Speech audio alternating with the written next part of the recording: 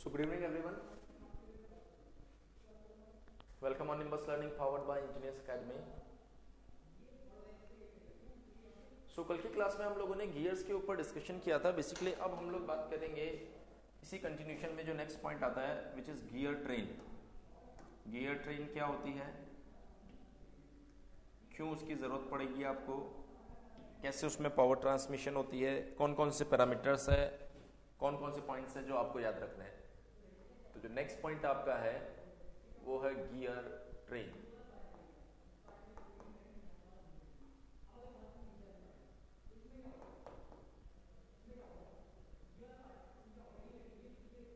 जो next point आपका वो क्या है यहां पर, गियर ट्रेन.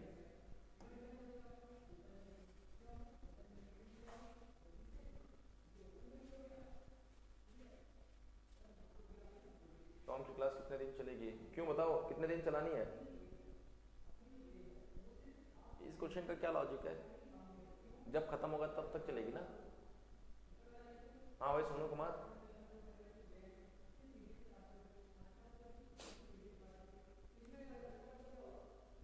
मतलब कोई डाउट हो तो फिर भी पूछो, इस क्वेश्चन का क्या मतलब है. भाई जब खत्म होगी तब तक चलेगी क्लास. तो तुम कहो तो हाँ, तुमको कितने दिन करनी है ये ज्यादा इंपॉर्टेंट है. तुम कहो तो आज ही खत्म कर देते तुम्हारे लिए. क्या सोनू कुमार तुम्हारे लिए टॉम खत्म.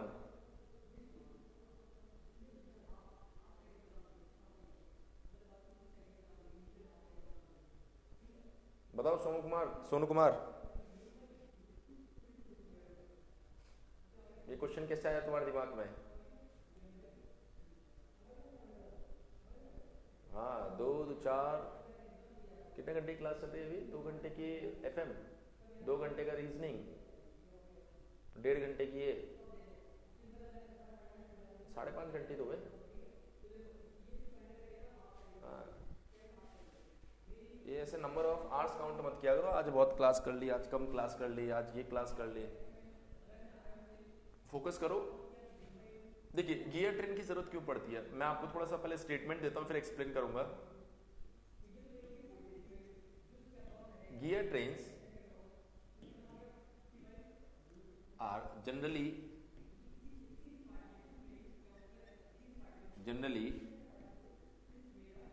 used for two main reasons.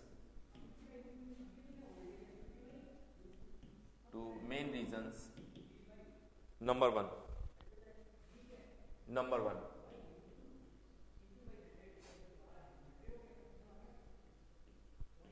power transmission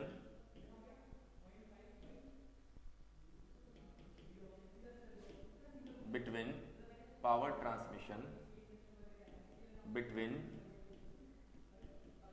two shafts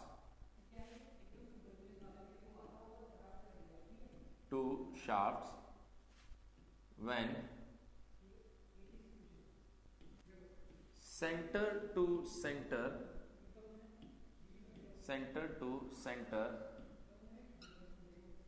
distance is very large. Number 2, when specific speed ratio required. सो अगर हम लोग बात करें तो जो गियर ट्रेन है उसके मेजरली 2 ही कारण है. जब शाफ्ट के बीच में डिस्टेंस ज्यादा होती है ना, तो ऐसे में आप बड़े गियर यूज करने के बजाय नंबर ऑफ गियर यूज करते हैं. जैसे ये 2 गियर है, इनके बीच में 1-2 गियर और लगा देंगे जिससे पावर ट्रांसमिशन हो पाएगा. जब नंबर ऑफ गियर्स आ जाएंगे तो उसे आप बोलेंगे गियर ट्रेन. पहला कारण गियर ट्रेन यूज करने का. दूसरा कारण, जब स्पीड रेशियो आपको स्पेसिफिक चाहिए होता है, सो अलग अलग गियर इंट्रोड्यूस करवाने से स्पीड रेशियो बदल जाता है. कैसे बदल जाता है अभी कुछ गियर ट्रेन्स में बनाऊंगा तो वहां पर आपको पता चलेगा, पर हाँ गियर स्पीड रेशियो बदल जाता है. सो गियर ट्रेन क्यों यूज की जाती है, जब सेंटर टू सेंटर डिस्टेंस ज्यादा होती है, ऐसे में अगर पावर ट्रांसमिशन आपको करना है तो गियर ट्रेन यूज करेंगे. जब आपको स्पेसिफिक स्पीड रेशियो की जरूरत पड़ रही है तो आप गियर ट्रेन यूज करेंगे. Point is sir specific speed ratio, ये स्पीड रेशियो क्या होती है. अगर मैं बात करूं स्पीड रेशियो, तो बोला जाता है speed of main driver, speed of main driver divide by speed of main driven, इसको हम लोग बोलते हैं स्पीड रेशियो। देखिए मेन ड्राइवर, स्पीड को एन से रिप्रेजेंट कर रहे हैं, मेन ड्राइवर को आप एम डीवीआर, सर ये एम डीवीआर क्या है, मेन ड्राइवर। स्पीड को एन से डिनोट करेंगे और मेन ड्रिवन का मतलब है M DVN, main driven. So main driver, main driven. अब देखिए आगे यहां से स्पीड रेशियो क्या होता है ये हमने डिफाइन कर दिया। एक टर्म और होती है जिसको हम बोलते हैं train value. So what is train value? It is 1 divided by speed ratio. And what is the speed ratio? It is the speed of main driver by speed of main driven. So train value क्या होती है वो हमें यहाँ पर clearly दिखाई दे रही है। स्पीड रेशियो क्या होता है वो हमें क्लियरली दिखाई दे रहा है। गियर कैसे इंट्रोड्यूस करवाए जाएंगे वो अभी आपको थोड़ी देर में समझ में आएगा। सो गियर ट्रेन जो होती है मेजरली 4 कैटेगरी की हमें देखने को मिलती है। सबसे पहला आता है आपके पास में simple gear train, simple gear train. उसके बाद में आता है आपके पास में compound gear train, compound gear train. उसके बाद में आता है आपके पास में रिवर्टेड, रिवर्टेड गियर ट्रेन। उसके बाद में अगर हम लोग देखें तो ये आएगा हमारे पास में एपिसाइक्लिक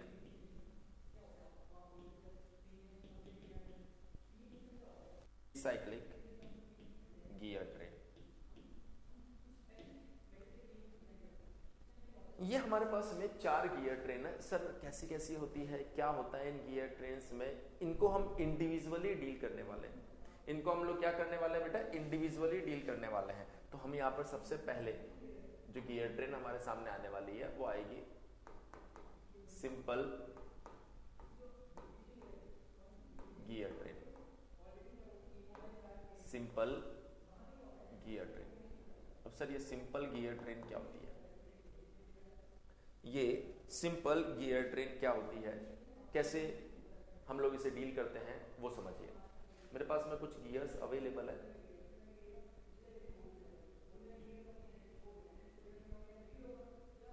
देखिए थोड़ी देर के लिए आराम से देखते जाइए, अभी हर एक पॉइंट आपको बिल्कुल खुद से क्रिस्टल क्लियर होने लग जाएगा।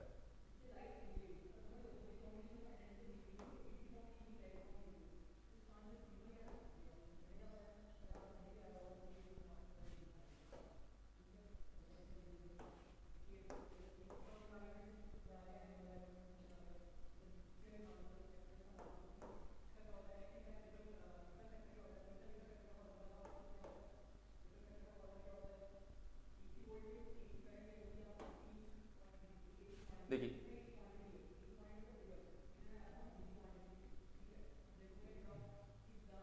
बेसिकली ये आपका गियर नंबर 1 है, ये आपका गियर नंबर 2 है, ये गियर नंबर 3 है और ये गियर नंबर 4 है। इस गियर को हमने इनपुट दिया क्लॉकवाइज, इसको हमने इनपुट दिया, इसलिए ये होगा आपका मेन ड्राइवर।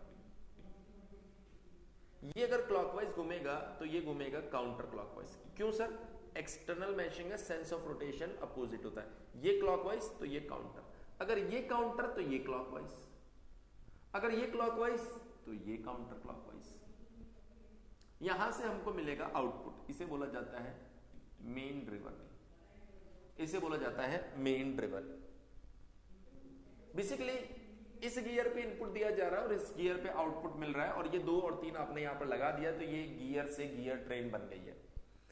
बेसिकली 1 और 2, गियर नंबर 1 और 2 के बीच में अगर आप ध्यान से देखेंगे तो एक्सटर्नल मैशिंग है। जब एक्सटर्नल मैशिंग होती है बेटा, जब 2 गियर के बीच में मैशिंग होती है तो आप ऐसा लिख सकते हो N1 divide by N2 equals to omega 1 divide by omega 2 equals to R2 divided by R1 equals to D2 divide by D1 equals to T2 divide by T1। ये मैंने बताया था।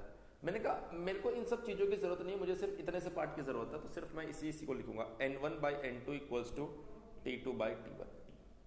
हमने कहा 2 और 3 के बीच में मैशिंग है, 2 और 3 के बीच में मैशिंग है, उनके लिए भी क्या ये लिखा जा सकता है? बिल्कुल लिखा जा सकता है बेटा। N2 divide by N3 equals to T3 divide by T2। 3 और 4 के बीच में मैशिंग है, तो क्या उनके बीच में भी ये लिखा जा सकता है?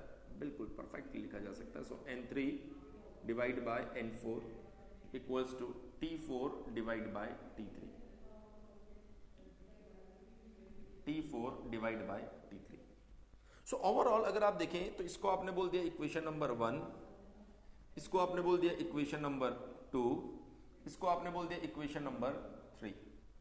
सो ऐसे में अगर मैं तीनों इक्वेशन को मल्टीप्लाई कर दूं, equation 1 multiply by equation 2 multiply by equation 3, so ये बन जाएगा आपके पास में N1 divide by N2 multiply by N2 divide by N3 multiply by N3 divide by N4 equals to, ये बन जाएगा आपके पास में T2 divide by T1 multiply by T3 divide by T2 multiply by T4 divide by T3।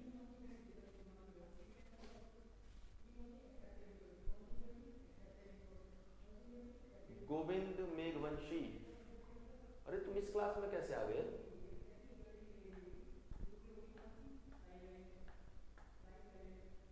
तुम तो Jaipur batch के student हो ना शायद, या कोई और गोविंद मेघवंशी है? हाँ भाई गोविंद, जरा बताओ तो क्या मैंने सही पहचाना? ये पता चले तुम रांची के स्टूडेंट हो।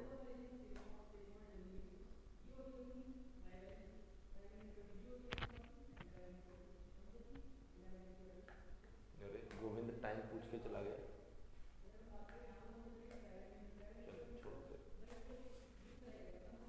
चलो बढ़ते हैं आगे फिर। सो बेसिकली N2 से N2 कैंसिल आउट, N3 से N3 कैंसिल आउट, T2 से T2 कैंसिल आउट, T3 से T3 कैंसिल आउट। ये बन गया बेटा आपके पास में N1 divide by N4 equals to T4 divide by T1,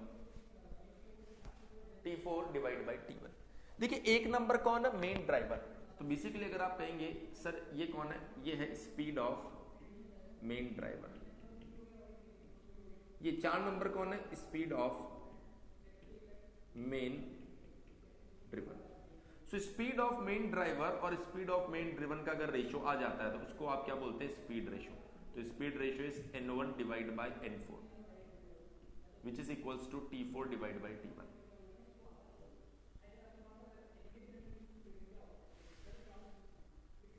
पहला इंपॉर्टेंट पॉइंट कि इस तरह की सिंपल गियर ट्रेन के लिए स्पीड रेशियो कितना होता है ये आपको समझ में आ गया होगा। एक बार सभी स्टूडेंट्स बताएंगे स्पीड रेशियो कितना होता है, ये बात आपको समझ में आई या नहीं आई? ये जो बोर्ड पर लिखा है ये आपको समझ में आया कि नहीं आया? अगर नहीं आया तो डाउट लिखना, अगर समझ में आ गया तो यस लिख दो। अगर नहीं आया तो डाउट लिखना, अगर समझ में आ गया हो तो यस लिख दो बस। बहुत बढ़िया, चलिए वेरी गुड। अब देखिए मैं आपको कुछ ऑब्जर्वेशन सिखाता हूं जो बहुत इंपॉर्टेंट है। गियर ट्रेन क्यों यूज होती है? जब सेंटर टू सेंटर डिस्टेंस ज्यादा होती है ना उसके लिए। दूसरा स्पीड रेशियो के लिए। मैं दूसरे पॉइंट की चर्चा करता हूं, पहले दूसरे पॉइंट की चर्चा करता हूं। अगर स्पीड रेशियो को ध्यान से आप देखते हैं, अगर स्पीड रेशियो को ध्यान से आप देखते हैं तो समझिएगा इस बात पे, अगर मैं एक नंबर के नंबर ऑफ टीथ बदल दूं, अगर मैं एक नंबर के नंबर ऑफ टीथ को बदल दूं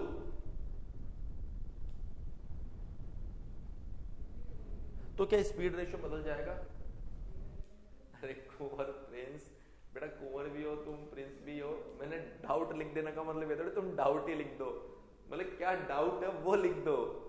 तुमने डाउट लिख दिया उसमें, अब मुझे कैसे पता चलेगा तुम्हें क्या डाउट है? भाई जिसको समझ में आ जाए वो यस लिखो, जिसको नहीं समझ में आता है ना, वो जो डाउट होता है ना, जो प्रॉब्लम होती है वो लिखो। वो इसलिए लिखो ताकि जब आप बोलोगे सर नहीं समझ आया, फिर मैं पूछूंगा क्या समझ नहीं आया, फिर आप इनकम्प्लीट सेंटेंस लिखोगे स्पीड रेशो, फिर मैं बोलूंगा स्पीड रेशो में क्या समझ में नहीं आया,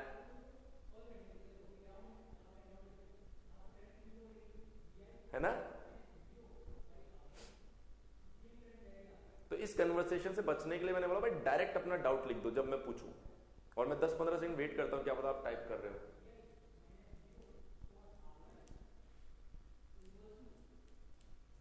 आपने पुरानी क्लासेस की है प्रिंस? पुरानी क्लासेस की है आपने? हाँ भाई प्रिंस तुमसे बात नहीं कर रहे, कुंवर प्रिंस जो है उनसे बात कर रहे हैं। आपने पुरानी क्लासेस की है? First class, oh my God. तो आपको जिन्होंने आईडी दी होगी बेटा, उन्होंने कहा होगा कि पहले लेक्चर 1 देखना है ना, पहले लेक्चर 1 देखना होता है।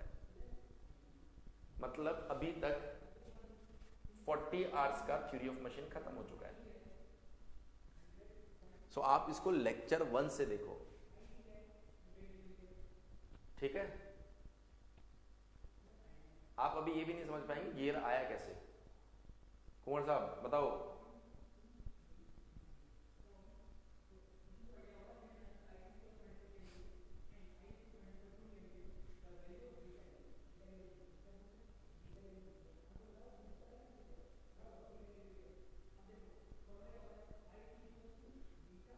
नहीं, गलत सोचा तुमने, गलत सोचा।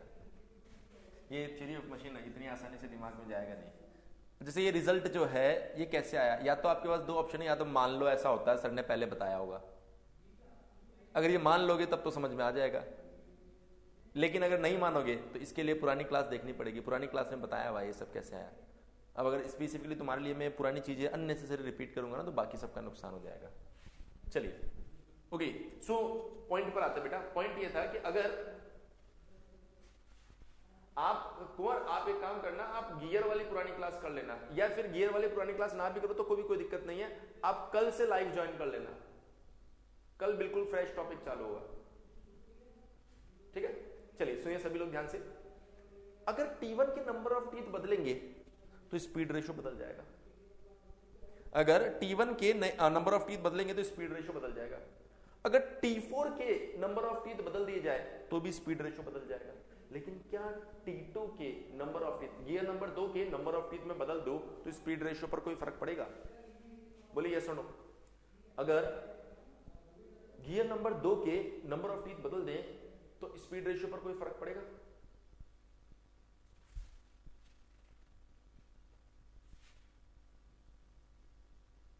Speed ratio is independent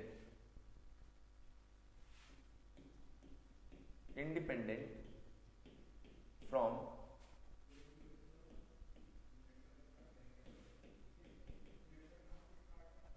number of teeth on gear 2 and gear 3। पहला इंपॉर्टेंट पॉइंट, गियर 2 और 3 के नंबर ऑफ टीथ जो है उनसे आपका स्पीड रेशियो इंडिपेंडेंट है। तो फिर 2 और 3 को क्यों लगाया होगा? 2 और 3 आपने क्यों लगाया? ताकि सेंटर टू सेंटर डिस्टेंस को मेंटेन कर लिया जाए। That is gear 2 and gear 3 are connected in the gear train to maintain center to center distance, center to center distance।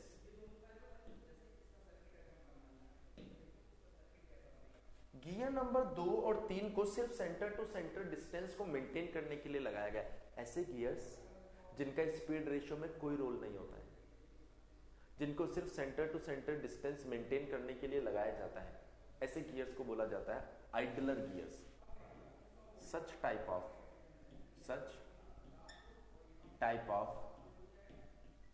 gears are known as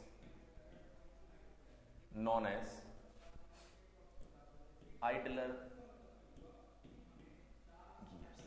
Such type of gears are known as idler gear. अब देखो sir, जब ये दो gear है आपके पास 1 और 4, इसके बीच में इतनी डिस्टेंस थी, तो अगर मैं इसकी जगह एक ही आइडलर गियर लगा देता तो ये क्लॉकवाइज हो जाता, वो काउंटर क्लॉकवाइज हो जाता और ये वापस क्लॉकवाइज हो जाता। तो फाइनल जो गियर आता है ना 4 नंबर, उसके ऊपर आपको क्लॉकवाइज सेंस देखने को मिलता।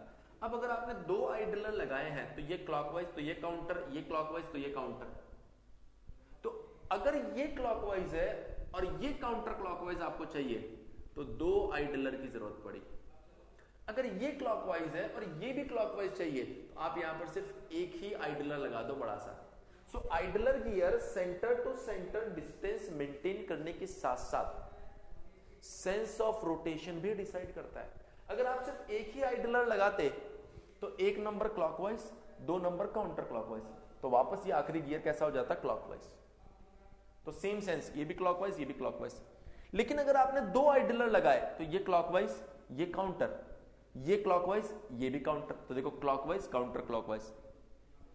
तो जब आप नंबर ऑफ आइडलर्स को ऑड लगाते हो, ऑड नंबर में नंबर ऑफ आइडलर्स लगाते हो लाइक 1, 3, 5, 7, 9, 11, तो जो सेंस ऑफ रोटेशन होता है ना वो अपोजिट आता है। जब नंबर ऑफ आइडलर्स आप इवन नंबर में लगाते हैं 2, 4, 6, 8, 10, तो सेंस ऑफ रोटेशन क्या आता है? सेम आता है। इसका मतलब idler gears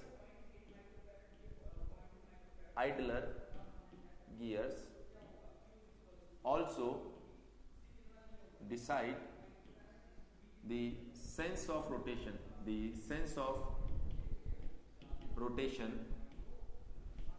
of main driven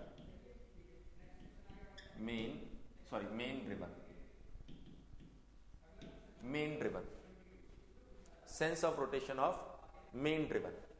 देखिए नेक्स्ट इंपॉर्टेंट पॉइंट कैसे डिसाइड करेगा? If number of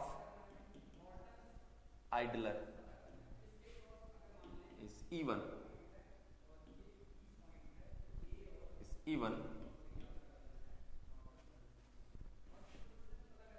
then sense of rotation will be same for main driver and main driven। if number of idler are odd, then sense of rotation will be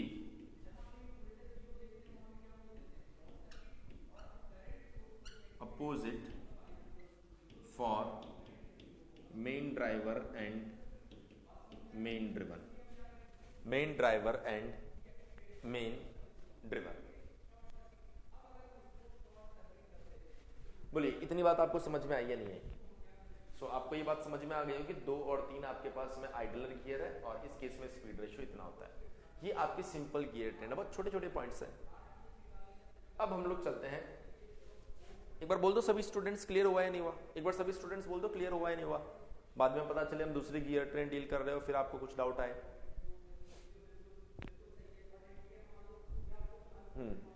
चलिए अब मैं आपको बताता हूं दूसरा gear train number 2, compound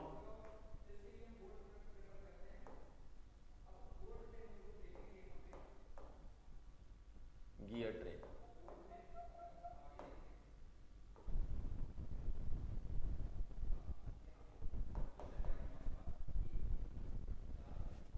compound gear train. So अगर मैं बात करूं कंपाउंड गियर ट्रेन की तो इसका मतलब, कंपाउंड का मतलब यहां पर कुछ कंपाउंड गियर्स रहने वाले हैं।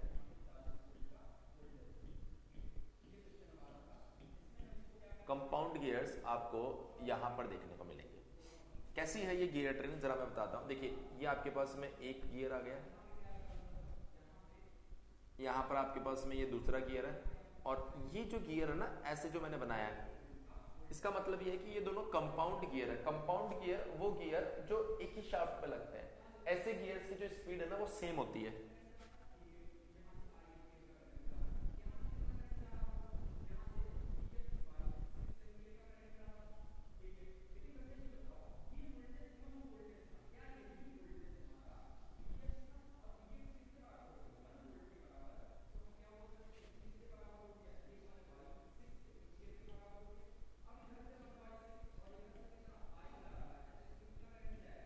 देखिए ये 1 नंबर गियर, ये 2 नंबर गियर, ये 3 number gear, 4 number gear, 5 number gear और 6 number gear. 1 number, 2 number, 3 number, 4 number, 5 number और 6 नंबर। ये हमारे पास में टोटल 6 गियर है। टोटल हमारे पास में क्या है, यहाँ पर 6 गियर है। अगर टोटल 6 गियर हमारे पास में अवेलेबल है, टोटल 6 गियर हमारे पास में अवेलेबल है, सो सबसे पहले ये होगा आपका मेन ड्राइवर।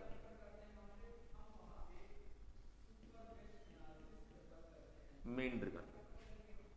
देखिए 1 और 2 के बीच में ये ध्यान रखना, मैं यहां मेंशन कर देता हूं, 2 और 3 कंपाउंड गियर्स है,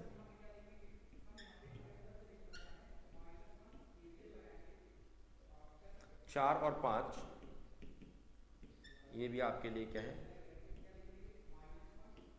कंपाउंड गियर्स है। अगर आप बात करें यहां पर 1 और 2, 1 और 2 के बीच में अगर हम लोग रिलेशन लगाना चाहें तो ये बनेगा N1 divide by N2 equals to T2 divide by T1। 2 और 3 मैशिंग में नहीं है, दोनों कंपाउंड गियर है, तो उनके बीच में रिजल्ट नहीं लगाया जाता। 3 और 4 मैशिंग में है, उनके बीच में कैसे लिखेंगे आप, N3 divide by N4 equals to T4 divide by T3। 4 और 5 मैशिंग में नहीं है, वो कंपाउंड गियर है, उनके लिए रिजल्ट आप नहीं लगाएंगे। 5 और 6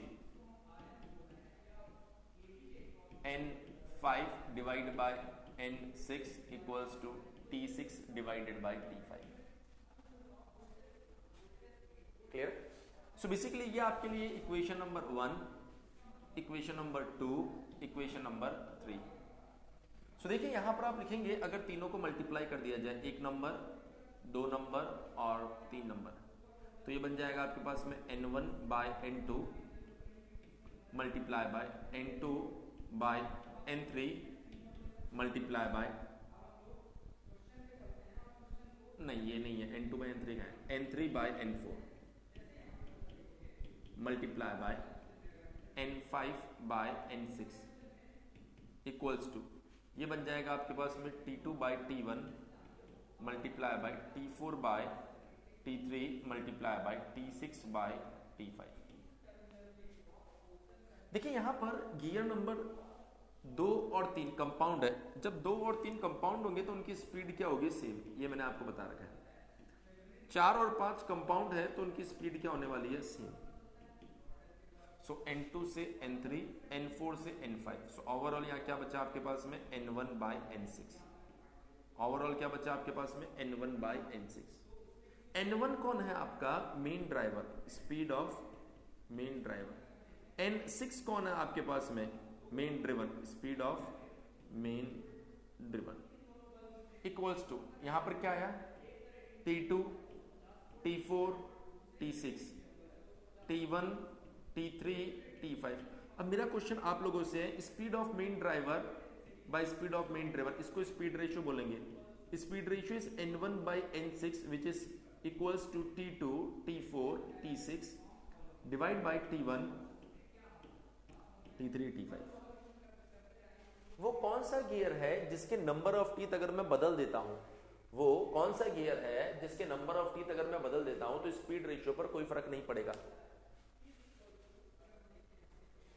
वो कौन सा गियर है जिसके नंबर ऑफ टीथ अगर बदल दिए जाएं तो स्पीड रेशियो के ऊपर कोई फर्क नहीं पड़ेगा।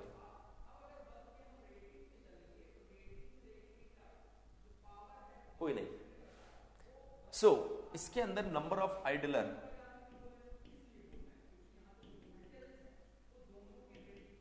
इक्वल्स टू 0, 0, बिल्कुल 0। सो अगर मैं बात करूं सर 1 नंबर कौन है, मेन ड्राइवर, 6 नंबर कौन है, मेन ड्रिवन, तो 2, 3, 4, 5 ये कौन है। अब देखिए ध्यान से, थोड़ा सा यहां पर गेम को समझिए। अगर आप यहां पर देखें ध्यान से, तो ये आपका मेन ड्राइवर है, तो ड्राइवर के साथ जो कनेक्ट होता है ना वो होता है ड्रिवन, है ना। तो क्या हुआ होगा, देखो यहां पर एक गियर रहा होगा, यहां पर एक गियर, ये आपने इसको इनपुट दिया, ये ड्राइवर, इसके साथ जो कनेक्ट हो रहा है, जो गियर से घूम रहा है वो ड्रिवन। अब ये गियर घूमेगा ड्रिवन, तो ये शाफ्ट घूमेगी, शाफ्ट घूमेगी तो शाफ्ट से इसके पीछे वाला गियर भी तो घूमेगा ना, शाफ्ट से जो घूमेगा वो ड्राइवर। ये देखिए ये ड्राइवर, इसके साथ जो मैशिंग में है वो ड्रिवन, इस ड्रिवन से शाफ्ट घूमेगी, शाफ्ट से 3 नंबर घूमेगा और शाफ्ट से जो घूम रहा है वो ड्राइवर, इसके साथ जो कांटेक्ट में आ रहा है गियर की मदद से जो घूम रहा है वो ड्रिवन, 4 नंबर ड्रिवन है, फिर शाफ्ट घूमेगी, शाफ्ट से 5 नंबर घूमेगा वो ड्राइवर, ड्राइवर से जो घूम रहा है गियर वो ड्रिवन, और इससे आपको आउटपुट मिल रहा है इसलिए मेन ड्रिवन। सो ओवरऑल इन 6 गियर में 3 आपके पास ड्रिवन है और 3 आपके पास में ड्राइवर है। एक बार सभी स्टूडेंट्स बोलेंगे ये पॉइंट क्लियर हुआ या नहीं हुआ।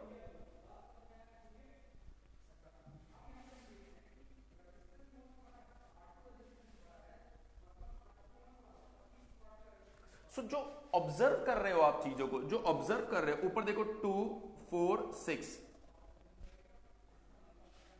2, 4, 6, ये तीनों गियर्स कैसे हैं, ड्रिवन। डिनोमिनेटर में देखो 1, 3, 5, 1, 3, 5, ये तीनों कैसे है, ड्राइवर, ये तीनों कैसे है, ड्राइवर। अब अगर आप यहां पर ध्यान से देखें, तो आप बोल सकते हो सर इसका मतलब speed ratio equals to speed of main driver divide by speed of main driven equals to, ये क्या चीज है, ड्रिवन ना ऊपर, तो इसको मैं लिख सकता हूं product of number of teeth on driven divide by product of number of teeth on driver, product of number of teeth on driver. जो कंपाउंड गियर होते हैं बेटा अभिराम, उनकी स्पीड सेम होती है। गियर के पहले लेक्चर में पहली स्लाइड पर लिख के बताया था ये, जब क्लासिफिकेशन, पहली स्लाइड मतलब जब क्लासिफिकेशन कर रहे थे, तो जब मैशिंग के बेसिस पे पढ़ाया था ना, तब एक नोट करके लिखवाया था। तो ये एक्चुअल में आपका यूनिवर्सल फॉर्मूला है गियर ट्रेन के लिए। यूनिवर्सल क्यों? क्योंकि अगर इस गियर ट्रेन में देखोगे तो जितने भी ड्रिवन है वो ऊपर आ जाएंगे, जितने भी ड्राइवर है वो नीचे आ जाएंगे, और स्पीड रेशियो का फॉर्मूला बन जाएगा। इस गियर ट्रेन में, इसमें ये मेन ड्राइवर है, ये मेन ड्रिवन है, ये कौन है, ये तो आइडलर है। आइडलर को ड्राइवर ड्रिवन नहीं बोलोगे आप। सो हमने बोला जितने भी ड्रिवन है वो ऊपर आ जाएंगे, T4 अकेला है, जितने भी ड्राइवर है वो नीचे आ जाएंगे, T1 अकेला है। तो देखो यहां पर भी ये फॉर्मूला वैलिड है। सो वो जो फॉर्मूला है बेटा वो आपका यूनिवर्सल फॉर्मूला है। सो अगर कंपाउंड गियर ट्रेन आता है तो इस तरीके से आप स्पीड रेशियो देते हैं, जहां से एक बड़ा ही प्यारा और यूनिवर्सल फॉर्मूला है। एक बार सभी स्टूडेंट्स बता दीजिए बेटा क्लियर हुआ या नहीं हुआ। सभी स्टूडेंट्स बता दीजिए बेटा आपको क्लियर हुआ या नहीं हुआ।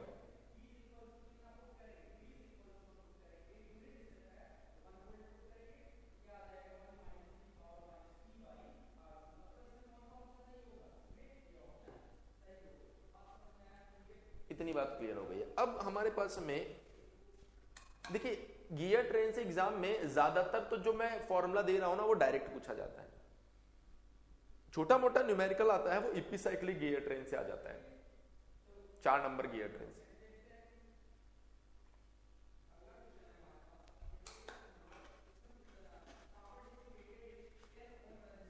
तो बेसिकली मैं आपको पहले बताता हूं रिवर्टेड गियर ट्रेन क्या होती है? 3 नंबर।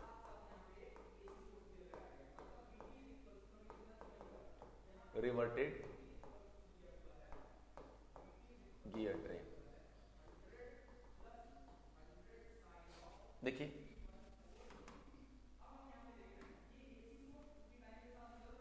ये आपके पास एक गियर है, इसके साथ ये मैशिंग में एक और गियर है, यहां पर एक और गियर है, ये मैशिंग में एक और गियर है।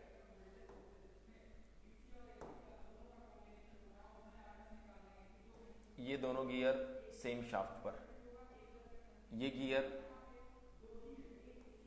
और ये गियर सेम एक्सिस पर।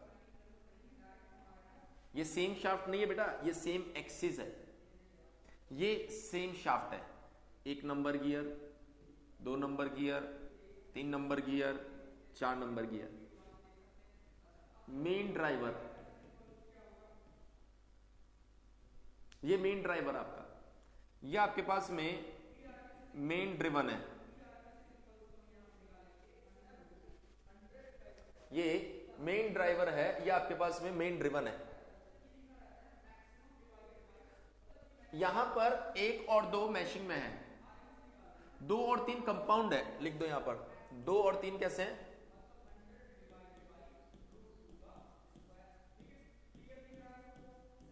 कंपाउंड गियर्स है बेटा। अगर ये कंपाउंड गियर्स है, इसका मतलब ये रिवर्टेड गियर ट्रेन है ना, इसमें कंपाउंड गियर्स आ रहे हैं, तो ये कंपाउंड गियर का ही एक स्पेशल केस है।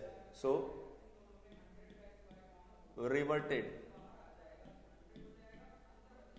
Gear train is a special case of compound gear train. तो ध्यान रखना बेटा, ये एक स्पेशल केस है कंपाउंड गियर ट्रेन का, ये एक स्पेशल केस है कंपाउंड गियर ट्रेन का। इसके अंदर मेन ड्राइवर और मेन ड्रिवन दोनों एक ही एक्सिस पर है, एक शाफ्ट पे नहीं, एक एक्सिस पे। इन्हें बोला जाता है coaxial. In this type of gear train, main driver and main driven are coaxial. ये दोनों एक ही एक्सिस पर है, पर एक शाफ्ट पे नहीं है। ये वाला एक्सिस और ये वाला एक्सिस इसके अंदर पैरेलल होता है। अब अगर आप इसके लिए स्पीड रेशियो लिखना चाहें तो आप सबसे पहले 1 और 2 को देखेंगे। 1 और 2 मैशिंग में है, 1 और 2 अगर मैशिंग में है तो आप बेसिकली इसके लिए यहां पर रिलेशन लिख सकते हैं for 1 and 2, N1 by N2, T2 by T1, equation number 1। 2 और 3 कंपाउंड है, उसके लिए नहीं लिखा जाएगा रिलेशन। 3 और 4 के लिए अगर आप रिलेशन लिखेंगे, so N3 divide by N4 equals to T4 divide by T2, equation number 2। दोनों इक्वेशंस को मल्टीप्लाई कर देते हैं। Equation number 2 multiply by equation number 3, equation number 2 multiply by equation number 3। अगर दोनों को मल्टीप्लाई करेंगे तो ये आएगा बेटा N1 by N2 multiply by N3 by N4 equals to T2 by T1, T4 by T3। क्योंकि कंपाउंड गियर है तो स्पीड सेम होगी। सो N1 कौन है? Speed of main driver. N4 कौन है? Speed of main driven. Overall कितना आ रहा है आपके पास में? T2 T4 divide by T1 T3। Basically इसको आप बोलते हैं स्पीड रेशियो। इसको आप क्या बोलते हैं? Speed ratio. सो ये आपके पास में स्पीड रेशियो का फॉर्मूला आ रहा है। इसकी खास बात देखो, इसके अंदर 1 भी है, 2 भी है, 3 भी है, 4 भी है। इसका मतलब नंबर ऑफ आइडलर इसके अंदर आपको कितने दिखाई देंगे? 0। नंबर ऑफ आइडलर जो है इसके अंदर वो कितने दिखाई देंगे आपको? 0। अगर नंबर ऑफ आइडलर आपके पास में 0 है, नंबर ऑफ आइडलर अगर आपके पास में 0 है तो देखिए जरा ध्यान से, नंबर ऑफ आइडलर अगर आपके पास में 0 है तो देखिए जरा ध्यान से,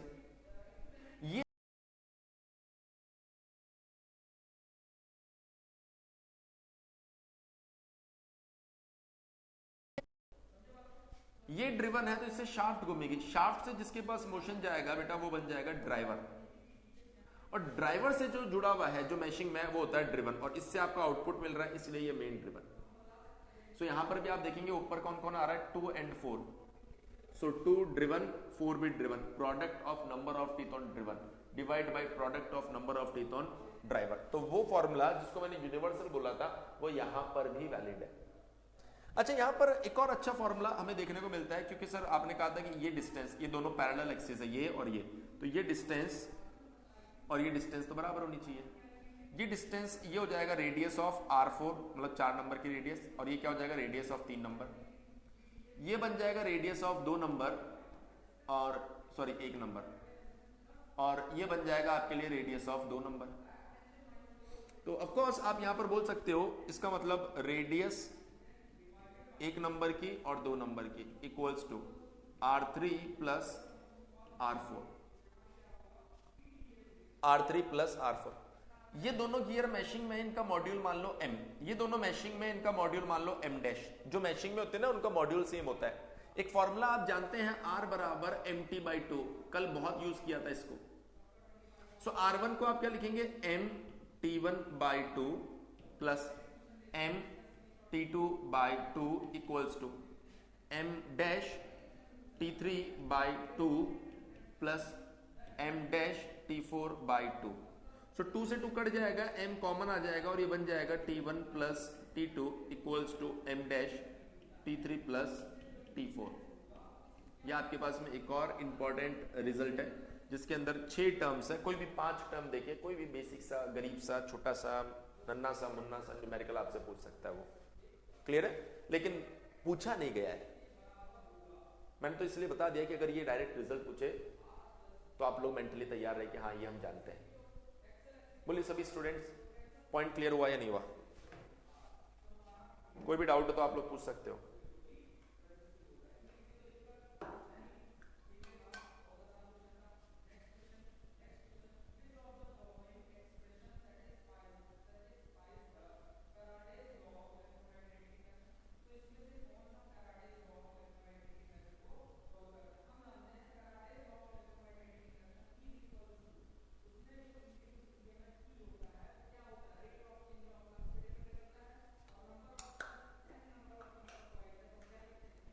क्लियर, ठीक है।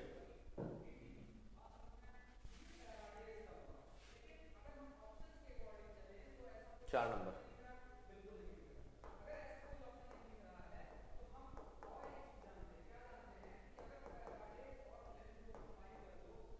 एपिसाइक्लिक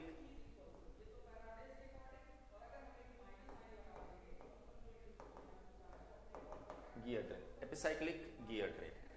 देखिए मैं इसके 2 व्यू बनाऊंगा यहां पर चीजों को समझने के लिए, तो आप थोड़ा सा पेशेंस के साथ पहले देखिएगा क्या बनाया जा रहा है यहां पर।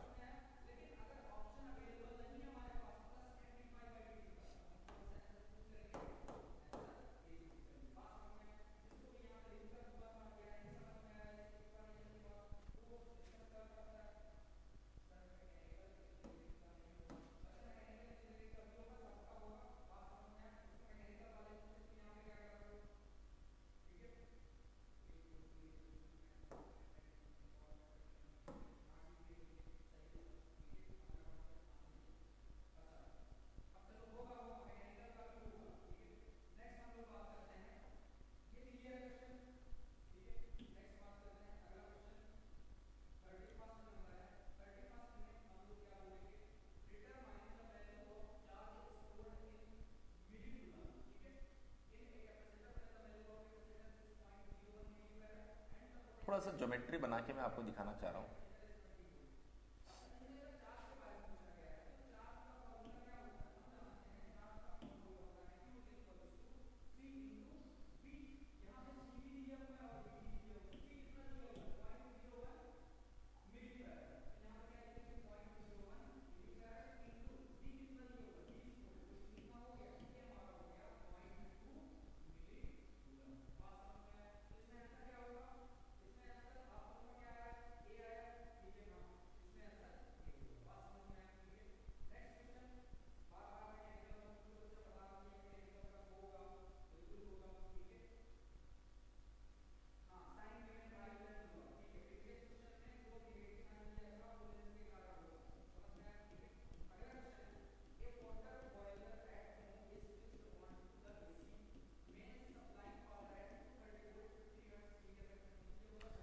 ये गियर नंबर 3 हमने मान लिया,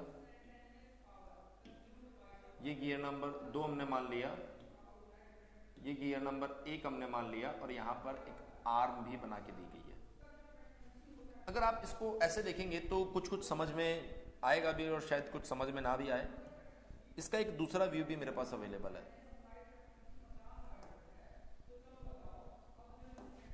दोनों तरीके से मैं आपको दिखाऊंगा तो आपको शायद ज्यादा चीजें अच्छे से समझ में आएगी।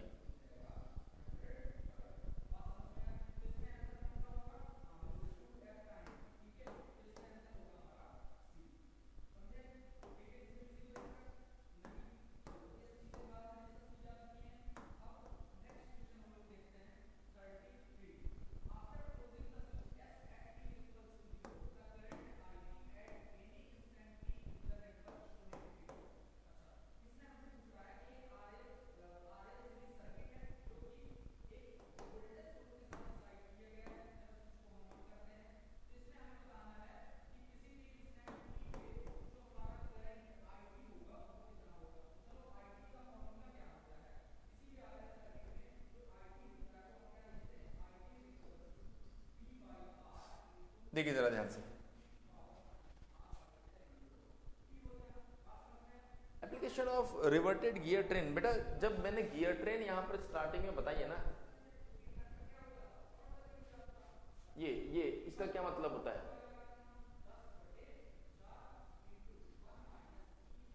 एप्लीकेशन होता है, तो बताया है कि भाई कहां यूज होती है। अब इस तरह का जहां पर भी लाइक जैसे रिवर्टेड तो एक स्पेशल केस है, तो इसका एग्जांपल तो कभी कभी पूछ भी लिया जाता है। जो आप रिस्ट वॉचेस घड़ी पहनते हैं ना, बचपन में उसको खूब तोड़ा हुआ तुम लोगों ने, तो आपने देखा होगा कि पीछे की साइड व्हाइट कलर के गियर्स लगे होते हैं, वो अरेंजमेंट एक्चुअल में रिवर्टेड ही होता है। ठीक है, तो आप चाहें तो वहां पर लिख देना generally used in wrist watches.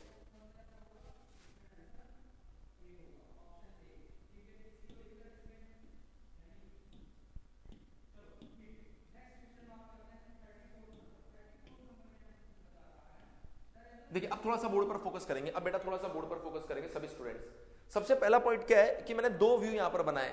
एक, जब गियर ट्रेन को सामने से देखेंगे तो वो ऐसा दिखाई देगा। दूसरा, जब गियर ट्रेन को साइड में से देखेंगे तो वो कुछ ऐसा दिखाई देगा। दोनों व्यू मैंने यहां पर बनाए। पहले हम लोग फर्स्ट व्यू की बात कर लेते हैं। यहां पर जो इंपॉर्टेंट पॉइंट है वो ये है कि सर फर्स्ट व्यू को देखकर मुझे ये समझ में आ रहा है, फर्स्ट व्यू को देखकर मुझे ये समझ में आ रहा है 1 एंड 2 दोनों गियर के बीच में एक्सटर्नल मैशिंग है। एक्सटर्नल मैशिंग है सर। 2 और 3 इनको देखकर मुझे यहां पर समझ में आ रहा है कि सर इनके बीच में इंटरनल मैशिंग है।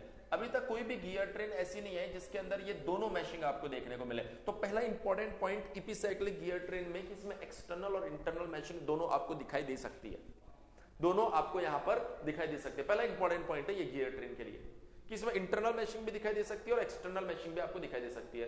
देखिए दूसरा इंपॉर्टेंट पॉइंट,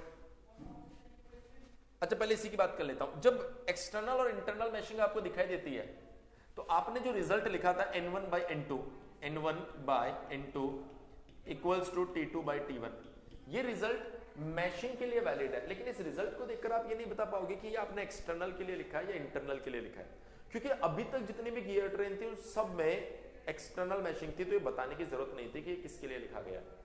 पर जब अब आप बात करेंगे तो अब अगर आप ये रिजल्ट यूज करते हैं तो आपको बताना पड़ेगा कि ये रिजल्ट आपने इंटरनल के लिए यूज किया या एक्सटर्नल के लिए यूज किया।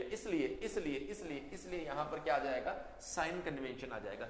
यहां पर आपको मानना पड़ेगा कि जो क्लॉकवाइज है उसको मैं पॉजिटिव साइन ले रहा हूं, जो काउंटर क्लॉकवाइज है बेटा उसको मैं क्या ले रहा हूं, यहां पर नेगेटिव साइन ले रहा हूं। अच्छा आपके दिमाग में आ रहा है कि नहीं सर मुझे क्लॉकवाइज को नेगेटिव लेना है और काउंटर क्लॉकवाइज को पॉजिटिव लेना है, कोई दिक्कत नहीं है, आप ले सकते हैं, कोई दिक्कत नहीं है, आप ले सकते हैं। लेकिन मैंने यहाँ पर क्लॉकवाइज को पॉजिटिव ले लिया और काउंटर क्लॉकवाइज को नेगेटिव ले लिया। मुझे लगता है कि आपको भी इसमें किसी तरह की कोई समस्या नहीं होनी चाहिए। सो बेसिकली अगर दो गियर्स मेरे पास में, एक नंबर और 2 नंबर, दोनों अगर आपके पास मैशिंग में, 1 नंबर और ये आ गया 2 नंबर,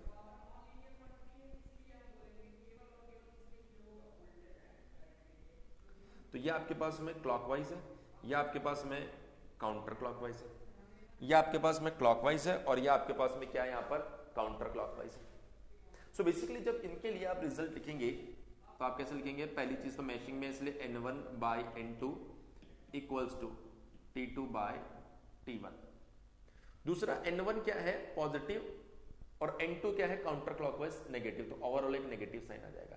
तो हमेशा ध्यान रखना, जब भी इपीसाइक्लिक गियर ट्रेन में आप ये रिजल्ट यूज करेंगे N1/N2 इक्वल्स टू T2/T1, सो अगर आप एक्सटर्नल मैशिंग के लिए यूज कर रहे हैं तो वहां पर एक नेगेटिव साइन आएगा। For external mashing. वही बात जब अगर मैं बात करूं इंटरनल मैशिंग की,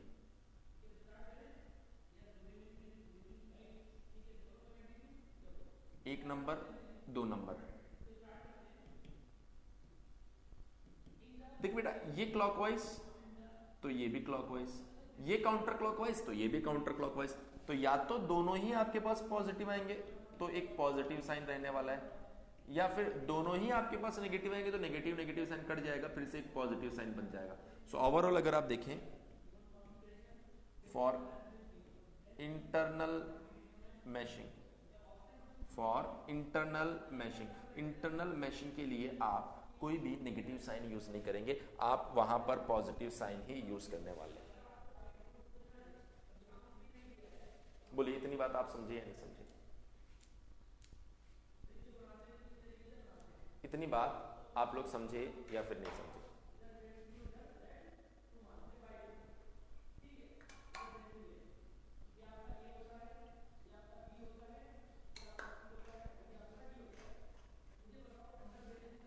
चलिए ठीक है, ठीक है, वापस आ जाओ इसके ऊपर, वापस आ जाओ इसके ऊपर। देखो इसके अंदर क्या होता है, इसके अंदर क्या होता है कि ये जो एक नंबर है आपको दिखाई दे रहा है, शाफ्ट से जुड़ा हुआ है। अगर मैं इसको इनपुट देता हूं तो इसकी मदद से दो नंबर रोटेट करेगा, और दो नंबर, इसमें साइन क्यों यूज किया है, अदर में क्यों यूज नहीं किया है? कुंदन, इससे पहले कुंदन का कहीं पर मैसेज दिखाई दिया? हाँ भाई जरा ढूंढो पहले, कुंदन ने इससे पहले कभी यस और नो बोला है क्या?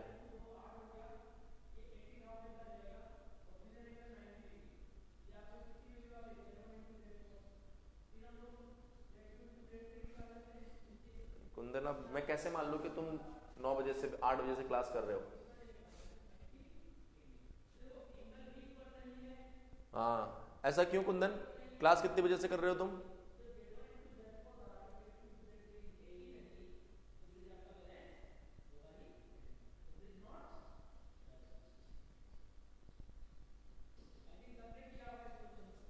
अभी जस्ट अभी से क्लास किया और आते डाउट पूछ लिया तुमने?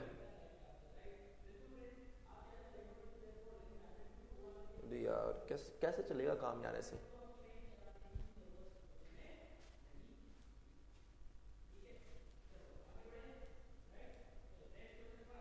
एकदम यार डिसिप्लिन मेंटेन ही नहीं करते यार। मैं रोज पुरानी क्लास देखी होगी ना, उसमें भी तो बोलता हूं कि भाई क्लास को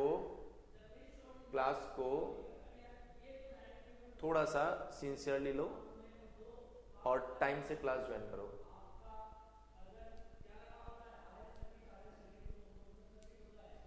है ना?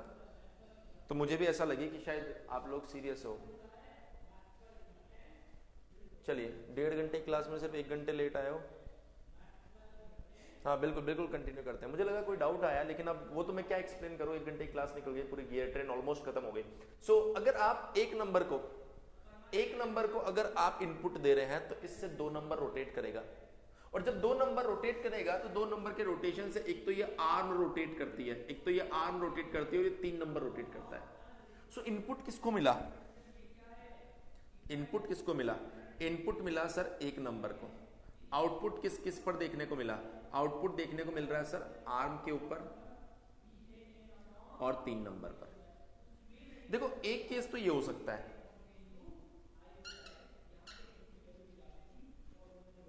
दूसरा केस, या फिर ऐसा हो सकता है कि इनपुट जो दिया जाए वो आर्म को दिया जाए, ऐसा भी हो सकता है। मतलब जो एक्चुअल में होता है ना वही मैं बता रहा हूं। ऐसा नहीं कि लाइक आप ऐसा बोल दो सर इनपुट 3 नंबर को क्यों नहीं दिया। अरे ये मैकेनिज्म है, कहां इनपुट दिया जाता है वो मैं आपको बता रहा हूं। सो इनपुट आर्म पर भी दिया जा सकता है। जब आर्म पर दिया जाएगा तो जो आउटपुट आपके पास में आएगा, देखो आर्म को घुमाया 2 नंबर घूमेगा, 2 नंबर घूमेगा तो उसकी वजह से 1 नंबर और 3 नंबर, तो आउटपुट 1 नंबर और 3 नंबर। इन पर आपको देखने को मिलेगा। तो बेसिकली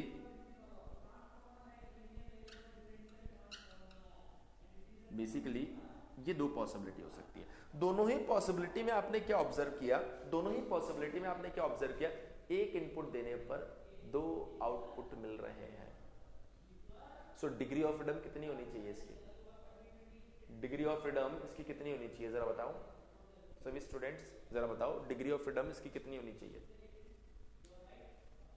सभी स्टूडेंट्स बताओ जरा, डिग्री ऑफ फ्रीडम इस केस में कितनी होनी चाहिए? एक इनपुट दो आउटपुट, एक इनपुट दो आउटपुट, एक इनपुट दो आउटपुट।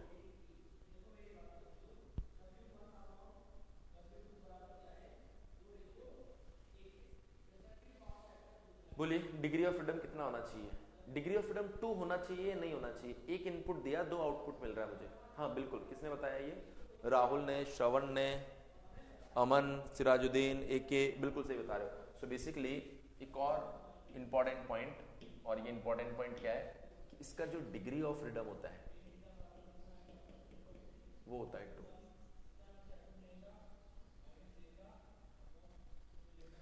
सर इसके अंदर स्पीड की कैलकुलेशन कैसे होती है? देखिए इसके अंदर जब स्पीड की कैलकुलेशन करनी होती है तो उसका तरीका थोड़ा सा डिफरेंट है। आपको क्या करना पड़ेगा वहां पर, एक एग्जांपल लेके सॉल्व करना पड़ेगा।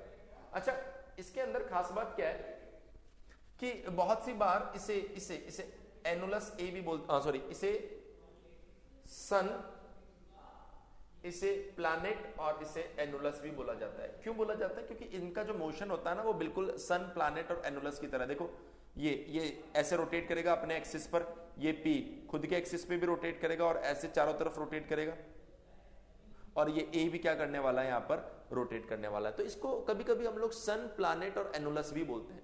सो अगर कहीं पर ये टर्म देखने को मिल जाए तो कंफ्यूज नहीं होना है। आप इसे 1 2 3 बोलो या सन, प्लैनेट और एनुलस बोलो, कोई फर्क नहीं पड़ता। इसके अंदर एक पॉइंट जो और ऑब्जर्व किया जा सकता है, बड़े अच्छे से आप लोग देख सकते हो यहाँ पर, क्या है सर वो पॉइंट, जरा देखिए। ये जो डिस्टेंस है यहां से यहां तक की, इसके अंदर यहां से यहां तक की जो हाइट है वो 1 नंबर की रेडियस है, और यहां से यहां तक की जो हाइट है वो 2 नंबर का डायमीटर, मतलब 2 टाइम्स ऑफ R2। और ओवरऑल अगर आप इस हाइट की बात करें, तो इसे आप 3 नंबर की रेडियस भी बोल सकते हैं। तो आप क्या बोलेंगे sir? Radius of 3 number equals to radius of 1 number plus 2 times of radius of 2 number. Sir देखिए 1 और 2 मैचिंग में है तो उनका मॉड्यूल बराबर होगा, 2 और 3 भी मैचिंग में है तो उनका मॉड्यूल भी बराबर होगा। ओवरऑल तीनों का मॉड्यूल क्या होने वाला है? यहां पर इक्वल होने वाला है। ओवरऑल तीनों का जो मॉड्यूल आने वाला है वो क्या आने वाला है? यहाँ पर इक्वल आने वाला है। तो आप क्या बोल सकते हो? तीनों का मॉड्यूल m मान लो, तो ये बन जाएगा mt3/2 equals to mt1/2 plus 2 times of mt2/2। So m/2 से m/2 कैंसिल आउट हो गया। ये बन जाएगा आपके पास में t3 equals to t1 plus 2 times of t2।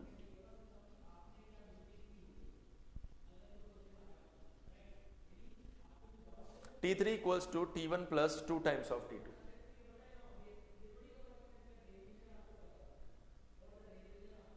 बोलिए इतनी बात आपको समझ में आई या नहीं है? इतनी बात आप सभी स्टूडेंट्स को क्लियर हुआ या नहीं हुआ? इतना पॉइंट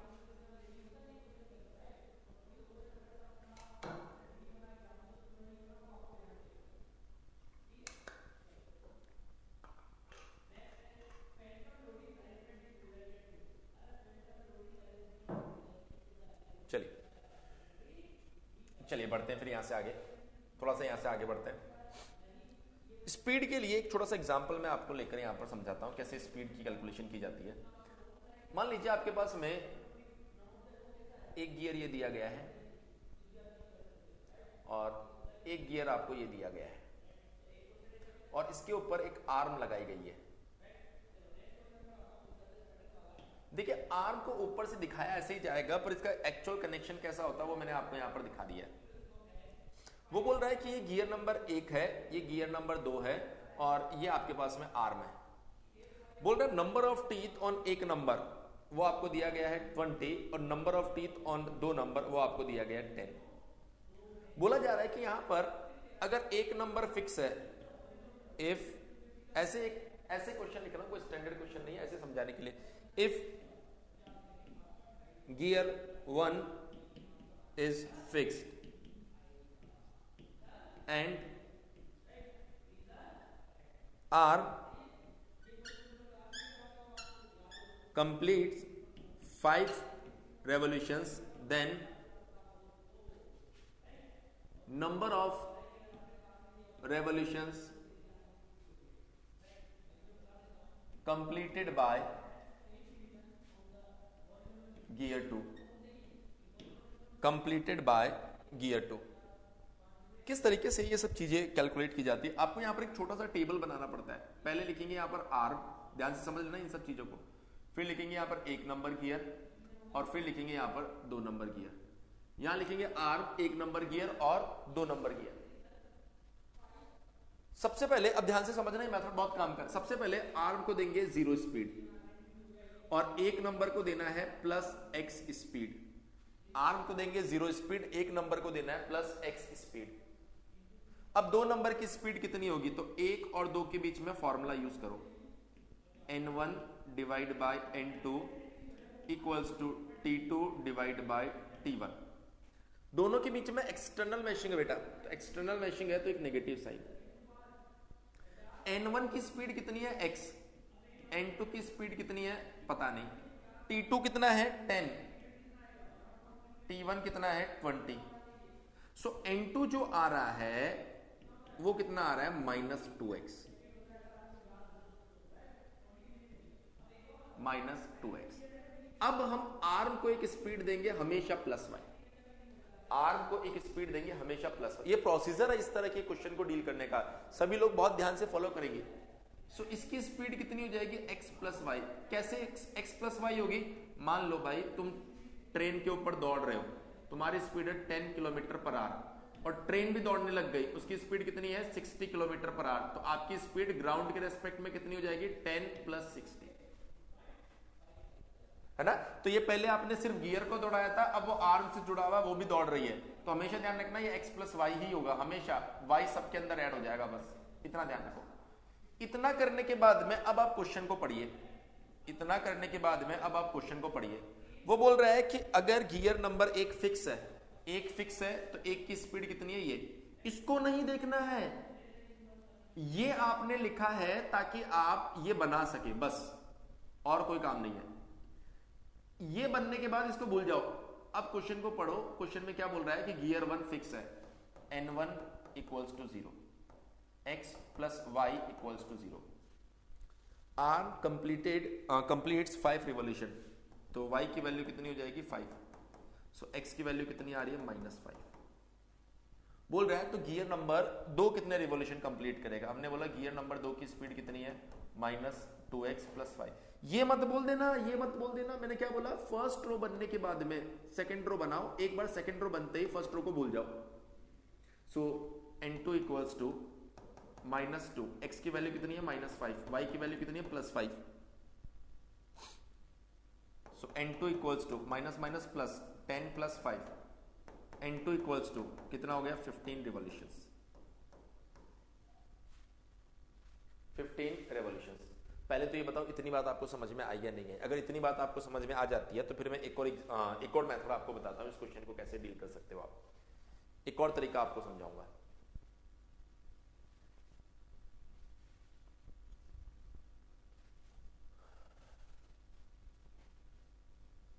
देखिए क्या करना है आपको, सबसे पहले जो प्रॉब्लम दिया गया है उसमें जितने भी गियर्स है इंक्लूडिंग आर्म, एक बिल्कुल रिपीट कर रहा हूं मैं, बिल्कुल रिपीट कर रहा हूं, इंक्लूडिंग आर्म वापस लिख दीजिए, आर्म 1 2, अगर एक और गियर होता तो 3 4 5, जितने भी सबको लिख देता मैं। फिर सबसे पहले आर्म की स्पीड को 0 देना है, जो पहला गियर है उसको +x दे दो, उसके साथ जो मैशिंग में उसके लिए फॉर्मूला यूज करो। अभी एक और एग्जांपल दूंगा, चिंता मत करो, एक और एग्जांपल दूंगा, चिंता मत करो। इस फॉर्मूले से n2 मिल गया और ये आपने n2 मेंशन कर दिया। उसके बाद में आर्म को एक स्पीड दो y, हमें नहीं पता क्वेश्चन में कितनी स्पीड है, हम बात ही नहीं करेंगे, हम तो डायरेक्ट वाई देंगे और सबके अंदर वाई ऐड कर दो। अब क्वेश्चन को पढ़ो, क्वेश्चन में बोल रहा है गियर 1 जो है वो फिक्स है। गियर 1 अगर फिक्स है आपका, गियर 1 अगर आपका फिक्स है तो आप क्या करेंगे, यहां पर गियर 1 की स्पीड है x प्लस वाई, इसको 0 के बराबर कर दो, फिक्स है ना, इस वजह से x की वैल्यू आ गई। गियर 2 की स्पीड फाइंड करनी है, 2 की स्पीड इतनी है, x और y की वैल्यू पुट कर दो, ये 2 की स्पीड आ गई, ये 2 की स्पीड आ गई। बोले इतनी बात समझ में आई नहीं है। अच्छा मैं एक काम करता हूं, मैं एक और एग्जांपल बताता हूं सेम मेथड से। अगर 2 के बजाय 3 गियर आ जाते हैं, अगर 2 के बजाय 3 गियर आ जाते हैं तो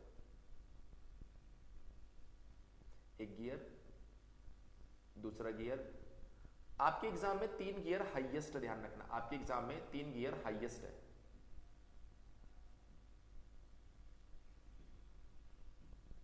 एक नंबर, 2 नंबर, 3 नंबर।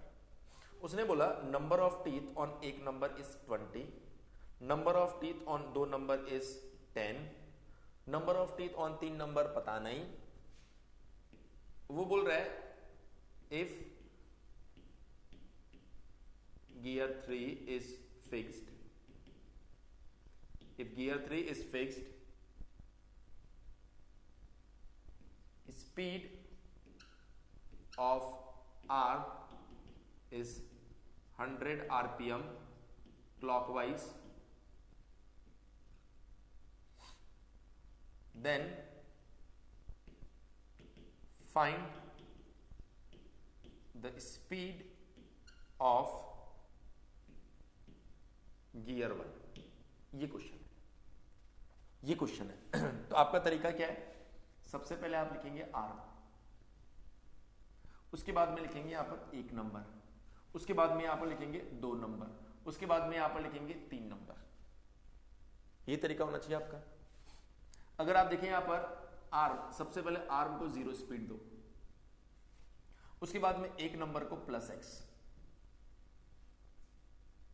अब 2 नंबर की स्पीड फाइंड करनी है तो आप क्या बोलेंगे सर, 1 और 2 के बीच में फॉर्मूला यूज करो, n1 by n2 equals to t2 by t1। Negative sign आएगा क्योंकि एक्सटर्नल मैशिंग है, so n2 equals to minus n1 t1 divide by t2।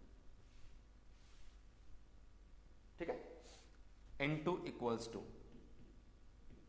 Minus n1 कितना है बेटा x, t1 कितना है आपके पास में 20,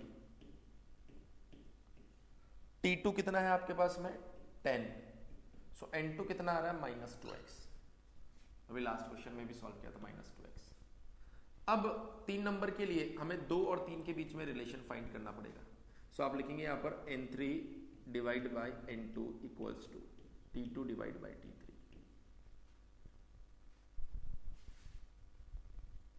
दोनों के बीच में इंटरनल मैशिंग हो रही है, दोनों के बीच में इंटरनल मैशिंग हो रही है।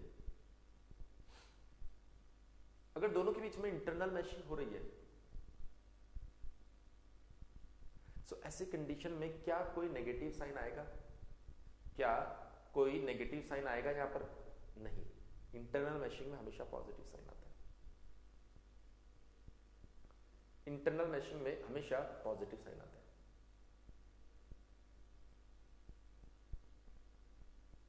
है ना, अगर हमेशा पॉजिटिव साइन आता है सो n3 इक्वल्स टू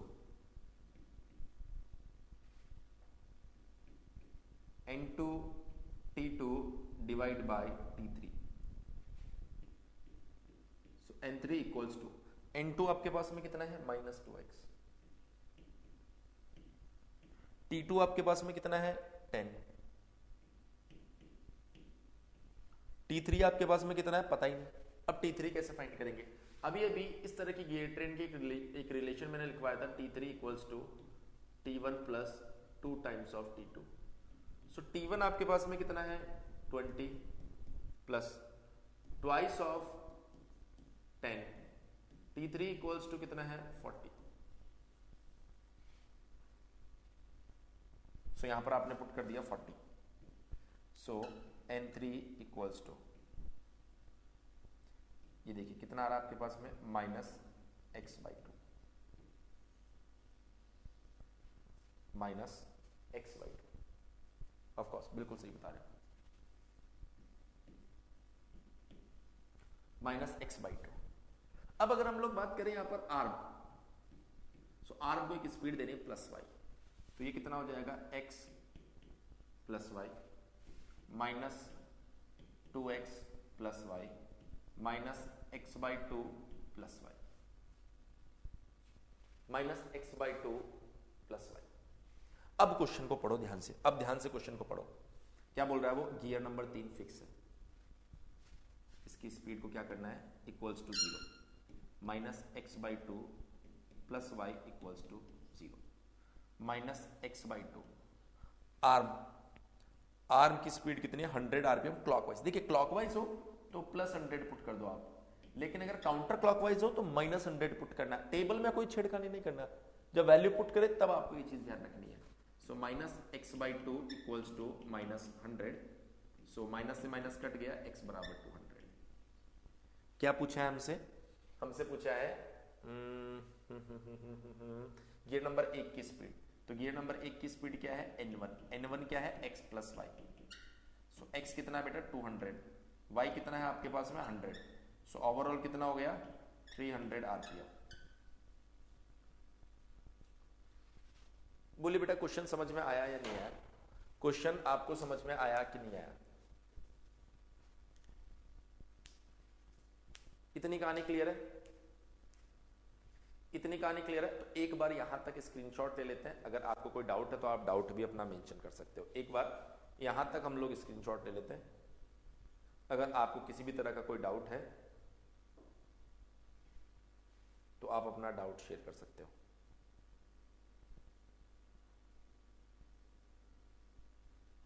चलिए पहले स्क्रीनशॉट ले लो, एक काम करो। सो मेजरली गियर ट्रेन के अंदर इतने सारे ऐसे पॉइंट्स हैं जो आपको ध्यान रखने हैं, ज्यादा पॉइंट नहीं है एज कंपेयर टू गियर, काफी सिंपल पार्ट है, एज कंपेयर टू गियर काफी सिंपल पार्ट है। एक पॉइंट और बताऊंगा अभी। सो ओवरऑल अगर आप देखें ना तो गियर ट्रेन गियर के कंपैरिजन में काफी सिंपल भी है। और अब अगर हम लोग देखें तो कल हम लोग बात कर लेंगे कैम एंड जायरोस्कोप के ऊपर, एक ही दिन की कहानी है दोनों को मिलाकर, और परसों हम लोग बात करेंगे वाइब्रेशन के ऊपर। सो कंप्लीट वाइब्रेशन आपके सिलेबस में नहीं आता है, एई जेई के अंदर सिर्फ बेसिक इंट्रोडक्शन आता है वाइब्रेशन का, लेकिन अगर आप गेट के लिए प्रिपेयर करेंगे तो वाइब्रेशन बहुत बड़ा होता है। एई जेई में तो अगर आप देखेंगे तो एक आध बार ही वाइब्रेशन का क्वेश्चन देखने को मिला है, और वो भी बेसिक इंट्रोडक्शन से आता है, तो मैं आपको ज्यादा एक दिन लगना चाहिए, उसके अंदर भी बेसिक बेसिक चीजें बतानी है, पूरा वाइब्रेशन नहीं है आपके सिलेबस में। सो अभी किसी ने पूछा था स्टार्टिंग में, किसी ने पूछा था स्टार्टिंग में कि कब खत्म होगा थ्योरी ऑफ मशीन, तो मैं बता देता हूं कि मोस्ट प्रोबेबली आज 11th है, सो 12 कल 12th, परसों 13 को खत्म हो जाएगा। लेकिन उसके अलावा भी यूट्यूब के ऊपर कुछ थ्योरी ऑफ मशीन पे मैं क्लासेस लूंगा जिसपे हायर लेवल के क्वेश्चंस मैं आपको सॉल्व करवाऊंगा। सो आप लोग उन क्लासेस को ना छोड़ें, क्योंकि कोर्स में तो उतना ही बता पाएंगे जितना आपके कोर्स में आता है, लेकिन इसके अलावा भी कुछ चीजें ऐसी होती है जो अगर आप जानेंगे तो आपका नॉलेज थोड़ा सा बढ़ जाएगा। सर आपने उल्टा लिख दिया ऑड इवन में, अच्छा मैं चेक कर लेता हूँ बेटा, हो सकता है हो सकता है हो सकता है।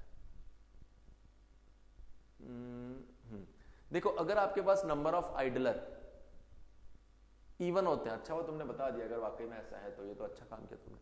अगर नंबर ऑफ आइडलर इवन होते हैं तो एक number clockwise, 2 number counter clockwise, 3 number clockwise, 4 number counter clockwise. तो इवन आने पे सेंस उल्टा है, इवन आने पर ओ हो, अरे बाप रे, बिल्कुल बिल्कुल बिल्कुल बिल्कुल, तुम तो बहुत ही इतना बड़ा पाप होने से तुमने बचा लिया।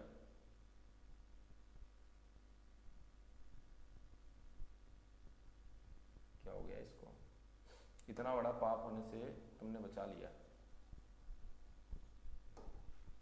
Then the sense of rotation will be opposite, will be same. देखो इसे कहते हैं attention. Clockwise, counter clockwise, clockwise, counter clockwise, ठीक है ना? बिल्कुल सही बोल रहे हो, बिल्कुल सही बोल रहे हो भाई।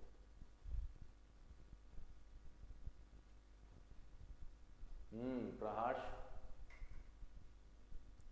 हालांकि तुम वापस पढ़ते तो तुमको बात तो समझ में आ जाती, पर कुछ ऐसे लोग भी होते हैं ना जो सिर्फ याद कर लेते हैं। मतलब प्रहास, अब तुम एक दो बार फिजूल के डाउट भी पूछोगे ना तो भी तुम्हारे डाउट माफ है, क्योंकि तुमने बहुत अच्छा काम किया आज।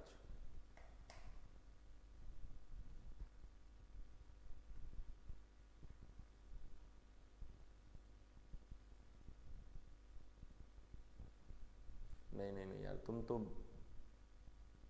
बढ़िया आदमी निकले, पढ़े लिखे आदमी निकले।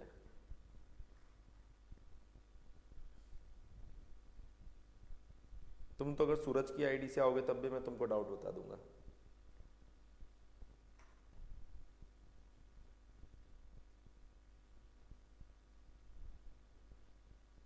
हाँ ये बात भी सही है। नहीं नहीं नहीं, सूरज कंफ्यूज हो जाएगा, लेकिन रिकॉर्डेड में वो बेचारा डाउट किससे पूछेगा?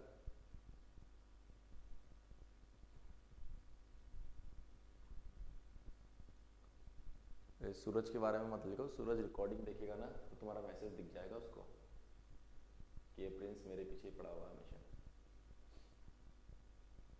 देखो एक पॉइंट और बताता हूं इसके अंदर, देखो जरा ध्यान से। जब दो से ज्यादा गियर हो, इस तरह का कोई केस हो, तो आपको प्रॉब्लम को इसी तरीके से सॉल्व करना और कोई ऑप्शन नहीं है।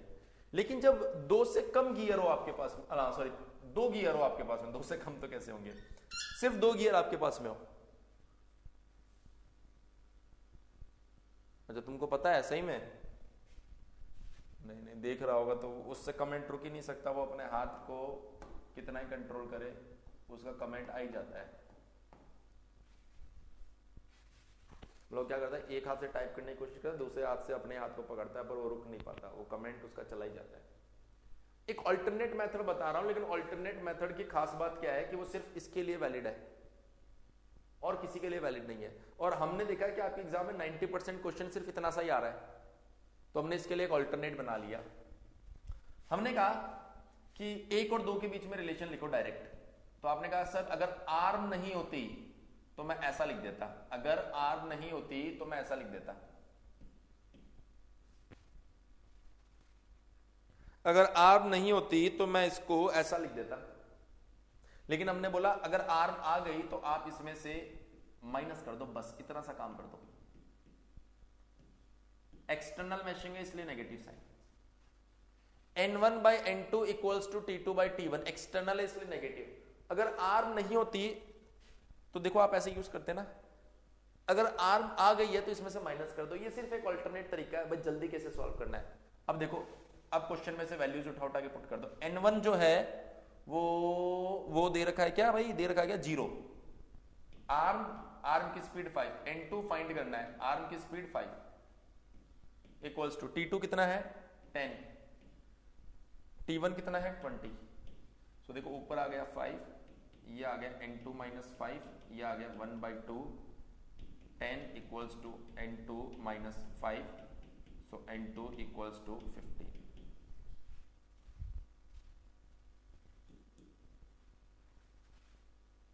लेकिन एक चीज ध्यान रखना,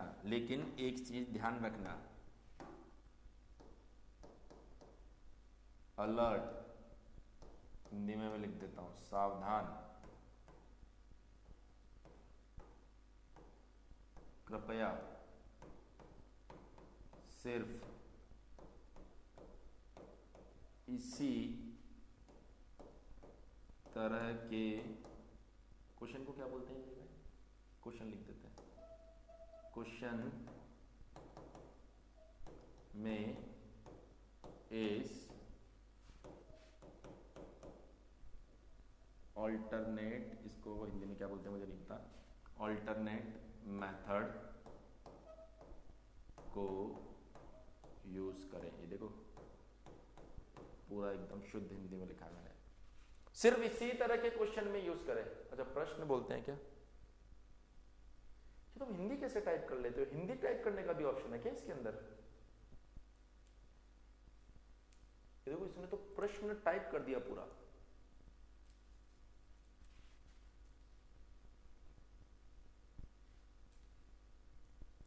मतलब आधा शय न पता नहीं क्या क्या लगा दिया। अच्छा हिंदी कीबोर्ड है, हाँ मतलब कोई सिंपल सा नाम मतलब स र ल तो आप 3 अल्फाबेट टाइप कर देते, लेकिन प्रश्न मतलब आधा शय आधा न पता नहीं क्या क्या लगा दिया उसके अंदर। और देखो हिंदी को भी लिख दिया, हिंदी हिंदी कीबोर्ड हो तब भी कोई इंसान टाइप ना कर पाए, इतना सब कुछ। तो समझ गए कि ये जो क्वेश्चन है सिर्फ इसके अंदर आप अप्लाई करें, ये जो क्वेश्चन है सिर्फ इसके लिए अप्लाई करें, इसके लिए यूज ना करें। अच्छा सर इसके लिए एप्लीकेबल नहीं होता क्या? होता है, लेकिन वो प्रोसेस और लेंदी हो जाता है, काम बढ़ जाएगा। अगर काम बढ़ गया, अगर काम बढ़ गया, अगर काम बढ़ गया तो फिर वो शॉर्टकट या ऑल्टरनेट कैसे हुआ? समझ गए इतनी बात?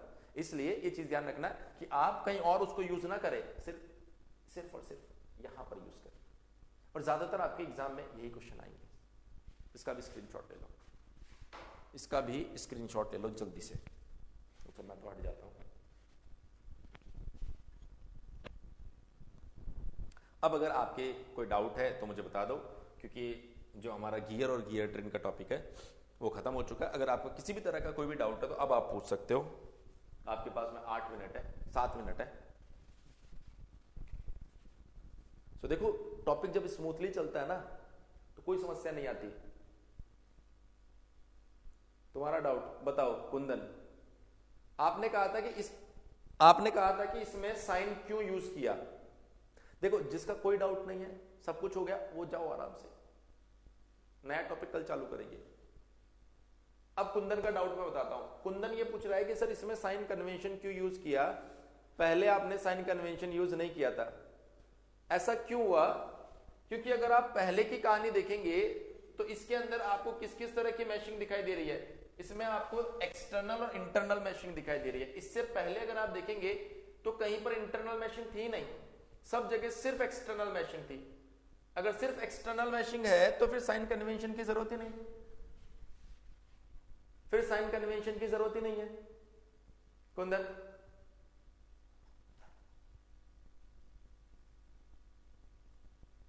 और कोई स्टूडेंट जिसका कोई डाउट है? देखो अभी तो मैं टाइम दे रहा हूं, अदरवाइज फिर बीच में मत पूछना कल की क्लास में। चलिए बहुत बढ़िया। वैसे तो डाउट होना भी नहीं चाहिए यार, इतना टाइम देके सब कुछ हम लोग इतने अच्छे से आपको समझा रहे हैं तो डाउट तो क्यों होना चाहिए। ठीक है, so thank you very much, good night everyone. कल मिलते हैं 10 बजे। इंजीनियरिंग मैकेनिक्स को ना भूल जाए, वो मैकेनिक्स जरूरी है, क्योंकि वो बाद में प्राइवेट हो जाएगी ना, फिर तुम लोग बोलोगे सर उसको पब्लिक करवाओ पब्लिक करवाओ, ऐसा बहुत बार होता है ना। इसलिए उस क्लास को मिस मत करना। क्या सर कंपाउंड गियर में इंटरनल गियर भी हो सकते हैं? बेटा कंपाउंड गियर वो गियर होते हैं जो एक ही शाफ्ट पे लगते हैं, वो इंटरनल किसी कंडीशन में नहीं हो सकते। भैया अंशिका तो एकदम पूरी हिंदी पे आ गई अब। चलिए सो गुड नाइट एवरीवन, कल मिलते हैं।